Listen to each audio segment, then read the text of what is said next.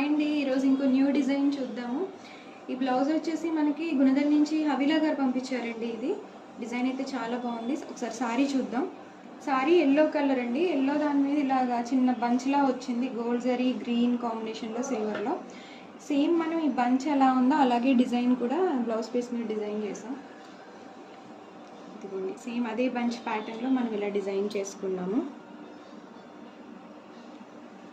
Design బాగుందండి.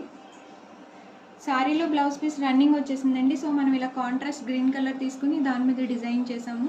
So look బాగుందండి చూడడానికి. హ్యాండ్స్ చూద్దాం. ఫినిషింగ్ కూడా చాలా నీట్గా వచ్చిందండి. కొత్త డిజైన్ ఇది. హ్యాండ్